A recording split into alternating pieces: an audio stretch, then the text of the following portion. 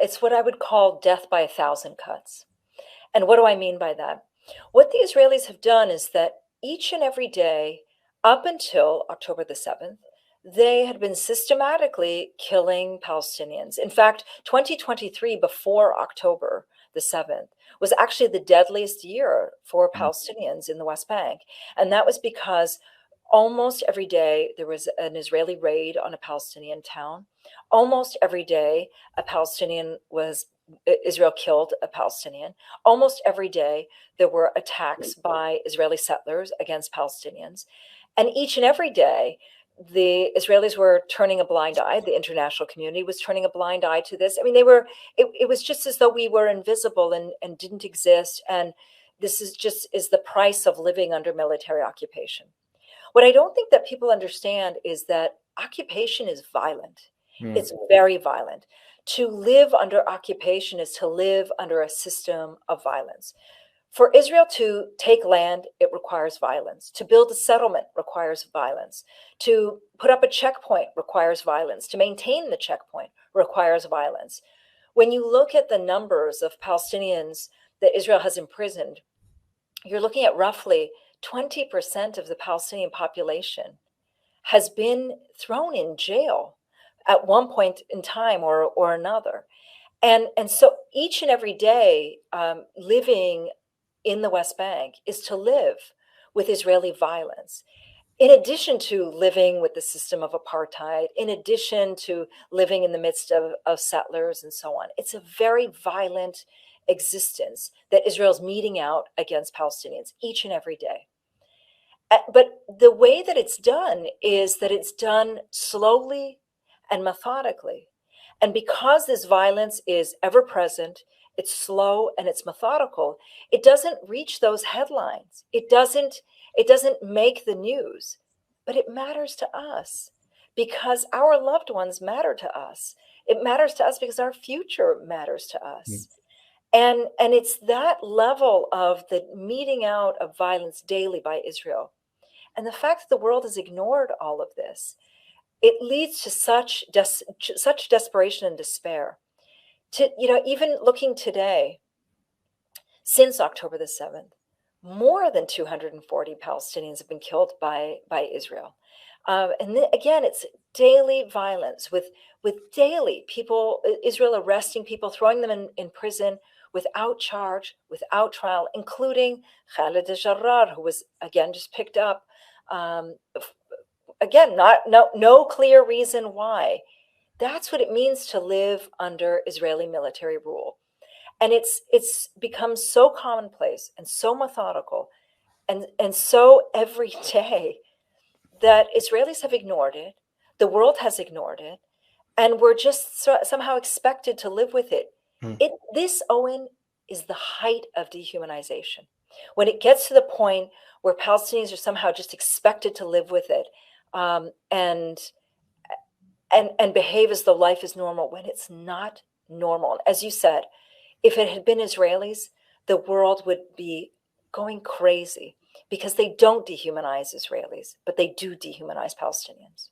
That point you made about incarceration, again, something which I think, we've heard obviously so much about the hostages, and obviously taking hostages is a war crime.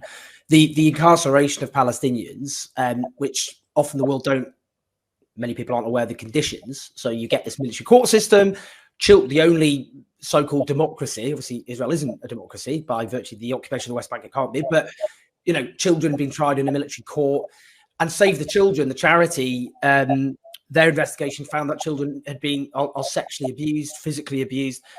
I mean, that point, isn't it? That incarceration, the number who've been incarcerated, just the impact, the violence that isn't reflected in Western media coverage. Not at all. Not at all.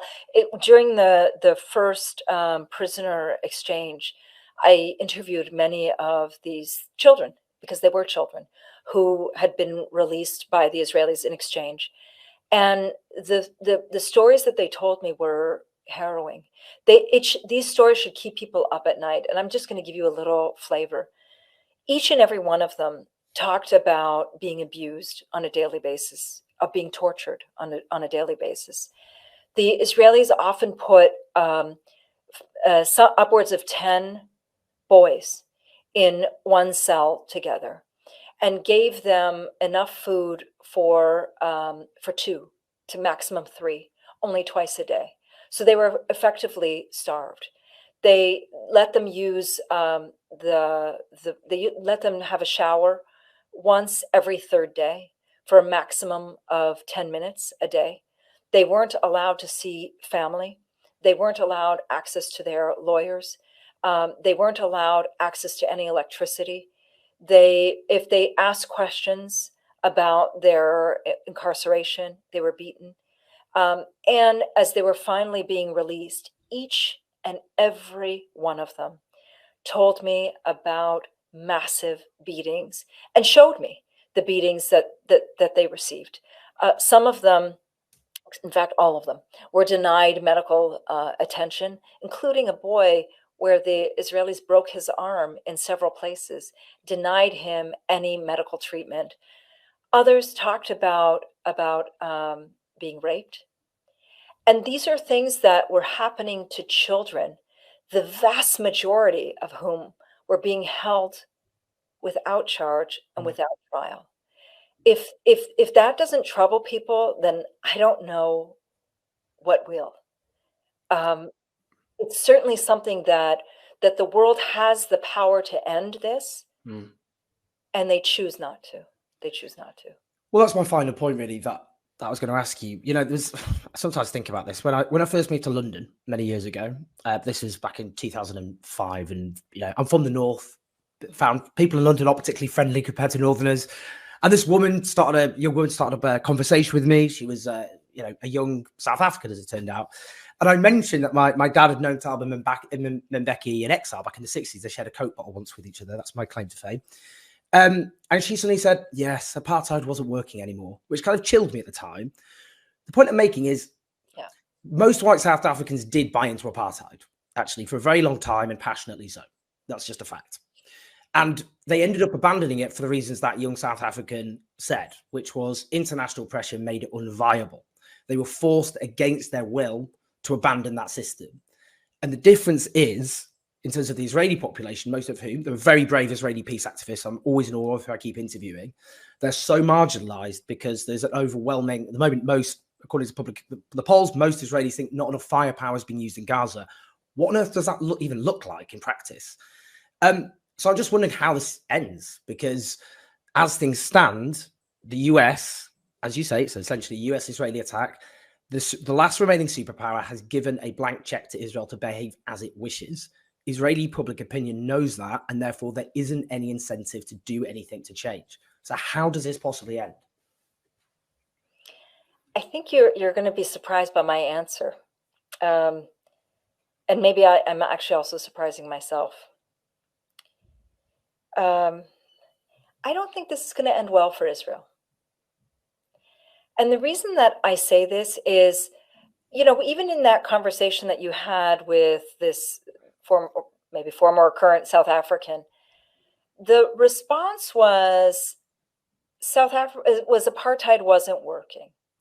And today, if you look at South Africa, I think you'd be really hard-pressed to find people in South Africa who will very proudly proclaim that they were pro-apartheid. There are some, but I think the vast majority are people who say, "Oh, I was opposed from the beginning." You know, everybody becomes in the know and on the right side of history after it's been proven that you're on the wrong side of history. And in a way, I think that this is also going to happen here as well. And the reason that I say this is, for as much as we see and we hear this talk of ethnic cleansing, and every day if you turn on the Israeli news and watch it, you'll see people who are sort of rallying Israelis to say, hit them harder, hit them faster, hit them more, hit. And as you said, it's something like 60% of Israelis who say that they're not hitting Gaza enough. Only 2% in the last poll said that it was too much. So you're really talking about 98% who either believe that it's enough or not enough in terms of what it is that Israel's doing. But despite that, there is inside Israel a recognition that they can't win. why is it that they're recognizing that they can't win? First, if you look at the number of Israeli soldiers who are coming back in body bags, the number is high for Israelis. Again, it's not 20,000. We're talking 180, something like that. But that's high for Israelis, especially when you compare it to the 18 years of them occupying southern Lebanon from 82 to 2000. It's more than double that. But more importantly than that, I don't think that they see that this government has another end game. And I think that increasingly, as we see that this government doesn't have an end goal, it's in Netanyahu's interest to prolong this war, because he knows that the minute that the war is over, he is finished as prime minister. He already has corruption scandals against him. Israelis, even those who supported him, are now very angry with him over October 7th and post October 7th in terms of handling of the families in the south and so on. And so for many Israelis, I don't think that they see that there is a clean way for them to come out of this.